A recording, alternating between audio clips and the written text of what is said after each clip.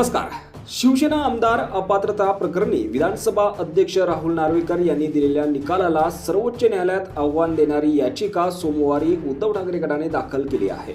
नार्वेकर यांच्या 10 जानेवारी रोजीच्या निकालाला स्थगिती देण्यात यावी, तसेच ही याचिका निकाली निघेपर्यंत शिंदे गटाच्या आमदारांना विधानसभेच्या कामकाजात भाग घेण्यापासून मनाई करण्यात यावी, अशी ही मोठी मागणी याचिकेत करण्यात आली आहे.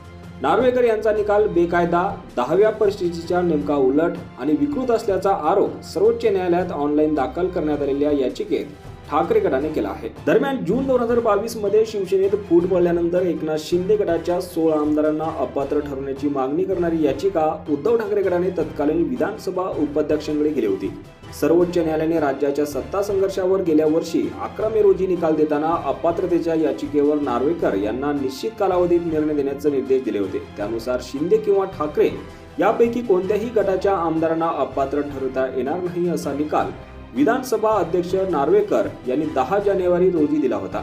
त्यामुळे नार्वेकर यांनी दिलेल्या निकालाला सर्वोच्च न्यायालयात आव्हान देणारी याचिका शिवसेनेने म्हणजेच उद्धव ठाकरे गटाने आता दाखल केली आहे. तसेच शिवसेनेचे नाव आणि निवडणूक चिन्हाविषयी निवडणूक आयोगाने दिलेल्या निकालाला ठाकरे गटाने 21 फेब्रुवारी 2023 रोजी सर्वोच्च न्यायालयात आव्हान दिलं असून त्यावर देखील येत्या 2 फेब्रुवारी रोजी सुनावणी होण्याची शक्यता आहे.